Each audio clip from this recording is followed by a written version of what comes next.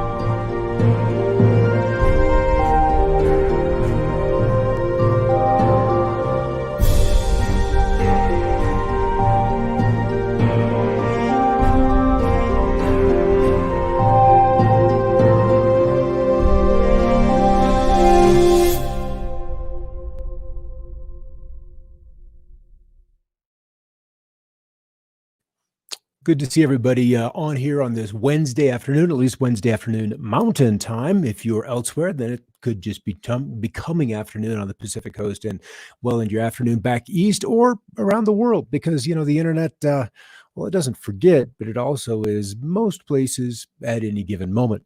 All right, last week we kind of talked about patriotism, or I guess that was just Monday, patriotism and nationalism and kind of doing the right thing. And if you're going to do the right thing, I suppose that doing the right thing, you've got to be working for proper ends, the right goal. What are we doing? Where are we going with our energy? Because we all have so much energy, so much desire to play with over the course of a day, and literally over the course of a lifetime. Good to see you there in here, Karen, on this lovely afternoon. All right, so we kind of want to talk about there are three aspects to this beast right now, and we're going to begin with what literally is the desire for liberty. We would all like to be free from whatever we're entangled within right now. And how is that possible, or is that even possible at all? If one looks at free will, does one truly have free will if they were not in charge of or in control of, which is probably the better way of stating it, decisions that one has already been made? You're still living with inside those effects of those previous decisions. So this is kind of where we're going to start right here. Good to see you, Karen, once again. Monday's patriotism show was excellent. I kind of enjoyed doing that. It really kind of broke me up because we're all so invested in that. And I kind of want to expand on that today and what we desire and how we desire. And it's really kind of a subtle thing, but it's also an exceedingly powerful thing. Desire is the generating power behind cause. It is the force that draws all possible manifestation towards oneself. Think about that. All possible manifestation. So whatever you desire, in a way, you're throwing out the hooks. You're after that. You're wanting that desire, that object to come towards you. And so when we look at the art side of things, desire is in flames because there are two ways to look at it. It can be a higher, more exalted desire, or it can just be a satiation of, say, base desires, base needs, more base wants. And so that's kind of what we're approaching is how do we divvy those up? So desire's grand purpose is simply to bring things and events to the experiencer. An inspiration happens, and then you begin to put into motion effects and causes that bring that goal, that desire towards you. And so that's kind of a scary and exciting thing at the same time, depending on what's happening. So desire, said the Buddha, is the cause of, I heard, all suffering. But without desire, what delight? And if we think about that, so desire has the potential to bring suffering and also delight. And we seem to be in a society right now that is certainly suffering, but also has a lot of delights. And it's interesting. Some of the series shows something like HBO, not necessarily Chain of or Game of Thrones, but they're talking about violent delights meet violent ends. So that's a kind of a like attract likes, and you're bringing things towards you that are in concert with your desires. Maybe you want to participate, maybe you just want to watch, but more than likely, eventually, it will overcome one. So the desire engine has two triggers. One is an external trigger and then an internal trigger, a bit of inspiration, or the external, let's just say it's something you see that you then desire. So one of your external senses picks up on something like, gotta have that, gotta have that. It's a car, it's someone else's spouse, it's ice cream, it's something outside of you. And then desire is put into action. You want to bring that event to you one way or another. And then you go through this mental decision making process, the variable reward. What will this action to bring that desire to me? What will it cost? Is it something that's legal? Is it illegal? Is it something that's forbidden, or am I allowed to? You go through these variable reward thoughts and processes in your head as you're contemplating acting upon the desire. And then once you've decided to do it, then there has to be a commitment. You've got to chain yourself, link yourself, make an agreement that I'm going to go buy that new car, or I'm going to go downstairs and make a sandwich, or something as simple as I got a dog years ago that's got to go outside, and I've got that commitment to that thing. So you're even falling into line about other people's desires, other commitments that you have made in the long past that require action. So desire kind of is binding. Paradoxically, desire needs our energy to operate, and energy needs desire to function and to channel itself. So there's this base energy that is all through creation, and it desires to express itself. It's looking for some means, some avenue, some channel to bring forth expression into the physical realm, or even into the other realms above, depending on what kind of energy it is and what it's attracted to. And so there are even cults that use that energy that needs to express itself, and they try to draw it to themselves. They try to bring it to the group. They try to do ceremony. They try to do rituals to bring about the expression of some kind of energy that would be then drawn to their goals. So desire, because it is in a way an emotion, but desire absolutely exists, but not just in the physical, because we have to have and deploy some outside energy that exists. We have to bring that into us. It needs our energy, our direction to operate, and then eventually it uses us as a channel to manifest into this reality. So it becomes a rather subtle and a rather complicated thing. And then desire is even different between the sexes. Desire in men is a hunger, and in women, it's only an appetite. And that can be interpreted through your own experiences, because men and women are in different poles of expression, one positive and one minus, one radiant and attractive in that way, and the other is magnetic or seductive or alluring. So both are very, very powerful once you're looking at and contemplating that kind of an experience. So desire is the means of gaining appeasement in a world that is sorely dependent on some kind of release. We think about that. When we desire, we create an attachment. We want a job. We want a spouse. We want children. We want a car. We want. And until that want is satisfied, then that dependency on that desire, on that attachment will continue to exist. And then the release is the accomplishment or the satisfying of that aspect of desire. And that can, run through all your chakras, from eating to reproduction to desire and work, or to an emotional dependency. I just want someone to love. I need someone to love. I need that ability to express that desire in my life, with a relationship, with a spouse, with a partner. I just wish I had good parents. The list of desires is kind of stunning. It really is kind of stunning. So then, this obviously a desire that is thrown out in front of us day and night through media, through movies, through music.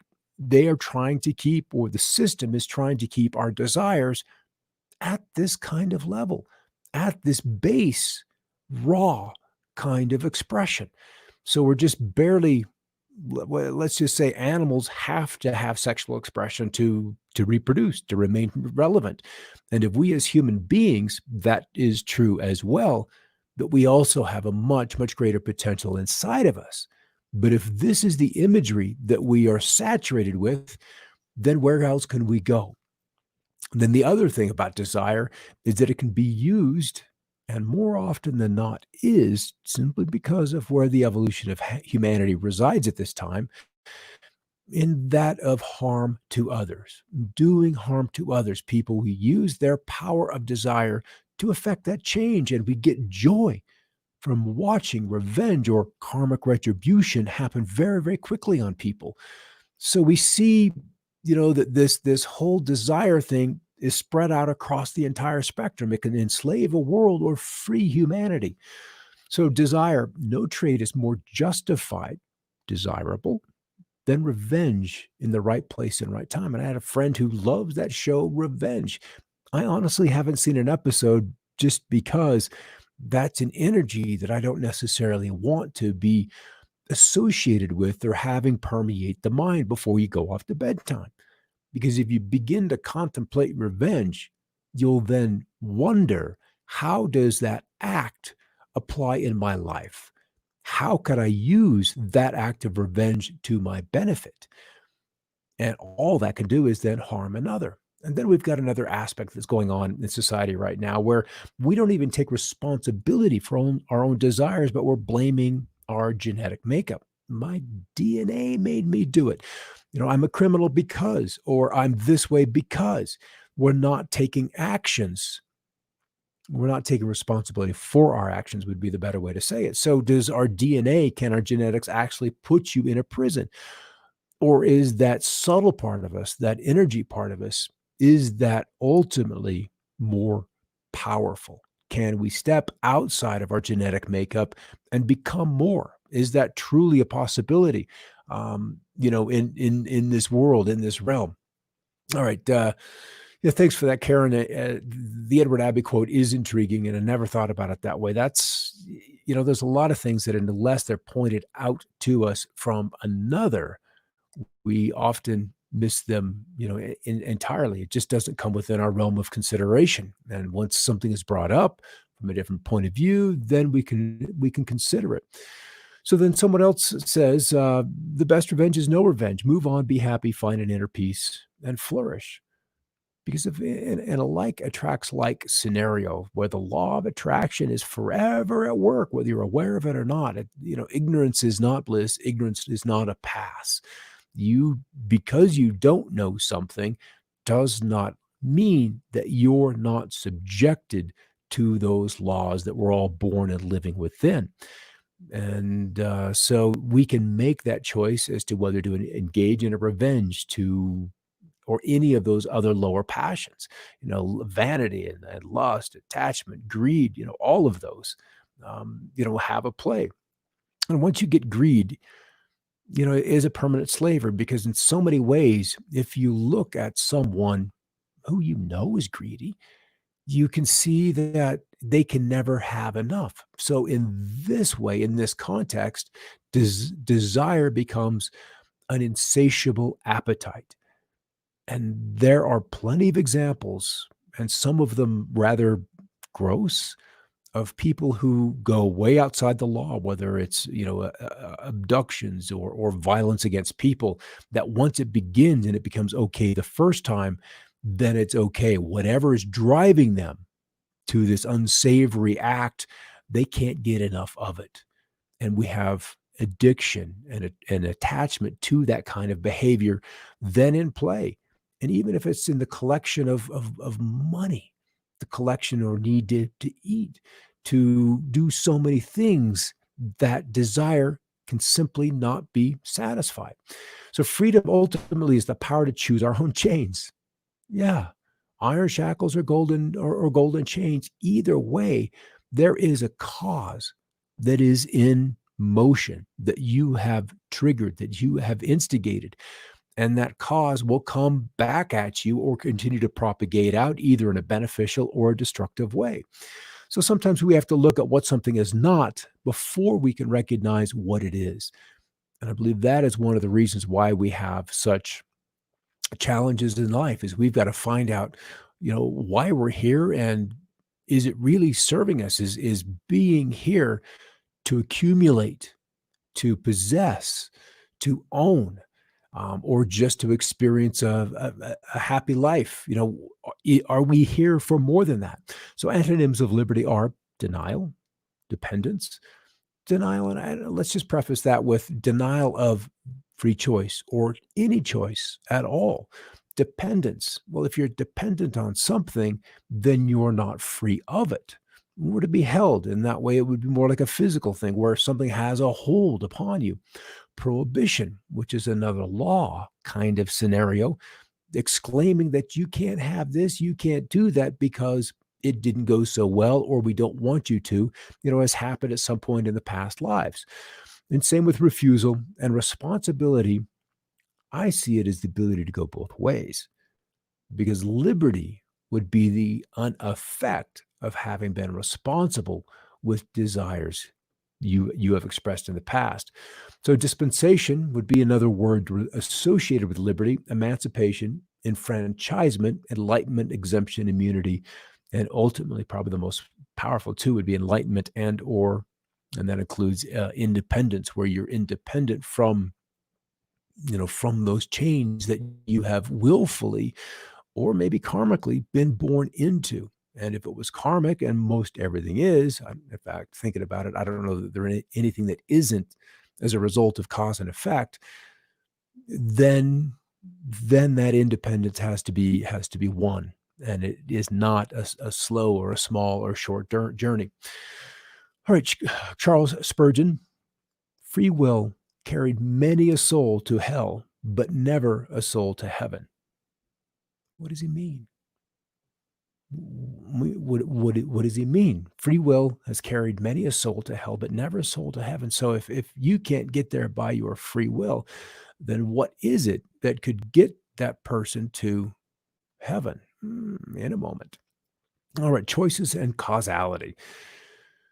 We have free will for choosing effects. We've got choice, free will, randomness, and they affect reality. Causes are many, but we choose one. We're always, in every moment, having to make a choice. We can't escape it. That's part of the prison we're in, is being condemned or the gift of being given the ability to make choices. And we cry and cry for the free will to get out of the effects of choices that we've already made. So we in this realm, it's like we are given all we want and many things that we ask for. And then it's not long before we're asking to have them taken away, to be relieved of the burden that those things that we have asked for now desire of us.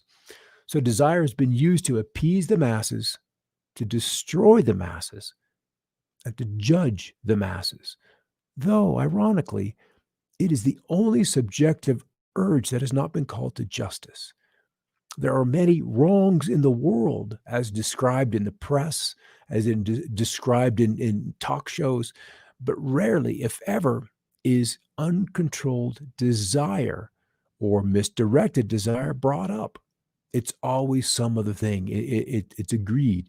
It is you know, it is some other effect or some other action that remains uncontrolled. All right. So if a thing is free to be good, it is also free to be bad. And free will is what has made evil possible. So why then did God give them free will? Because free will, though it makes evil possible, is also the only thing that makes possible any love or goodness or joy worth having. That from C.S. Lewis. And that's ultimately the truth, is that we have a choice in every moment. And then knowing how to make that choice, and you can make it from lower desires or higher desires. And as we mature, and certainly as we age, and then also go through many, many lives, we become much more clear as to which to deploy in a moment. And this is where controlling that anger or that fear really becomes a very powerful thing. So, desire ultimately is the means of teaching everyone about the limitations of these lesser realities. That lesser reality of revenge that we looked at, either, or those delights, say, of the flesh. Because as we become aware, there becomes a differentiation that we have to make, so that those causes we're throwing out there in the world will ultimately lead to a greater freedom, a liberty that we would want to choose to live within, or simply to choose to live within. The secret to happiness is freedom, and the secret to freedom is courage.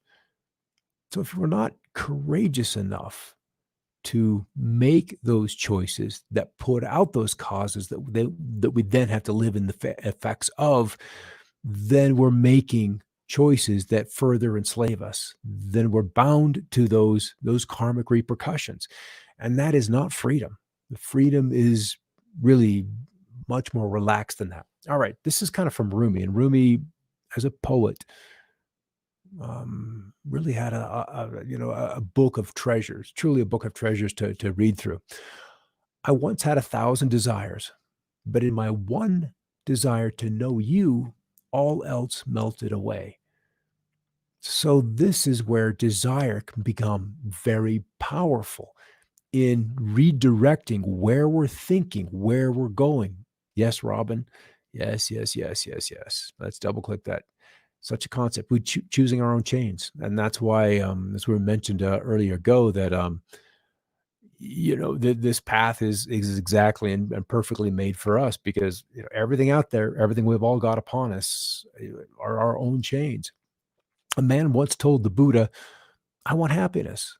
The Buddha replied, "First, remove I, that's ego, then remove want, that's desire. And now all you have left with is happiness." I want happiness.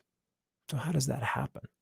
How do we gain the discernment, the strength, and the courage to not I want, but then to just let what is, let it be, and then be very relaxed about what comes down the pike, what comes down the road for you?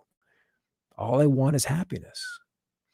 A man's fate in battles is worked out before the war begins. So, do we really have choice? Or are these battles pre-staged at certain points in our lives that say, when I'm 33, there's going to be a health issue. I have to work through that. And either the reason for that health issue showing up at that particular point, that inflection point of your life, is to empower you to be able to overcome something, some anger issue, the ability to emotionally accept love or to receive. We have these events, these battles staged throughout our lives to ultimately break us down, so that we can let go of what we think should be and allow in what is.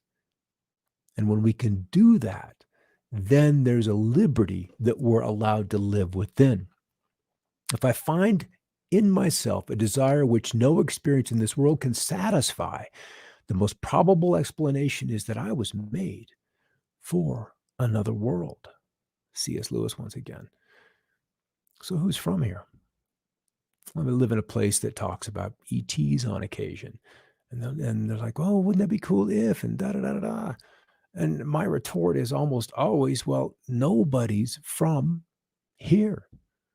Even, 100 years ago, no, I promise you, nobody watching this was here. We are all somewhere else. Our bodies may be formed from this dust to dust scenario, but no one is from here. We're just here in the schoolyard to have some experiences, to enjoy, to learn discernment, to learn how to make choices, and ultimately to control desire so it can be used for more constructive things. Happiness is your nature. It is not wrong to desire it. What is wrong is seeking it outside when it's inside. See Ramana Maharishi. What do you think?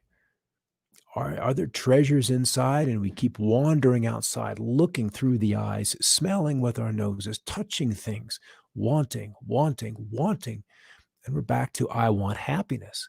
And when we're looking through and using our senses to want, happiness apparently can't be found out there, but only pleasure.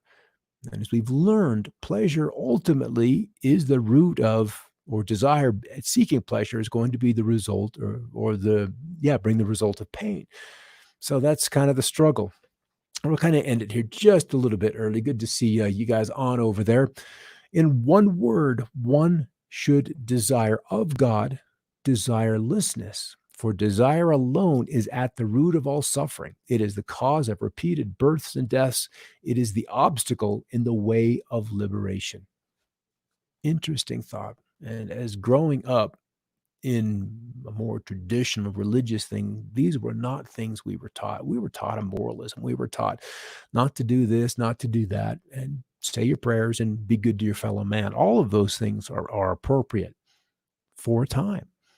And then we begin to kind of realize that going to church isn't going to solve the world's problems. Those things have to happen inside as we can then change how we look at things. Inside, we also can change. So one word, back to the quote. No, it's not there. Anyway, so our goal is a desirous life and just allowing that which comes down the road and be known that it was sent to you for a reason, to make a series of decisions around. We can resist, as we talked about the other day, those doors that have already been closed in front of you, or we can look at opportunities for those doors that have just been opened for you, and discerning which ones those are is going to be a life's challenge, a life's work. All right, guys, glad to see you, Vicky and Karen, and yeah, perfectly sent to you, Vic. That is the truth. And those that we have in our lives are there precisely so we can play off each other's strengths, shore each other's up through their weaknesses, and ultimately just be support for one another. And that is just about all we can ask is to do no harm. All right, everybody, Scott Stevens here on Another Perspective. We'll see you on Monday for another episode, and then we'll take a quick look at some of the weather around the world later on tonight on Scott's Weather coming up at 7 o'clock Mountain. All right, everybody, take care. Keep looking up.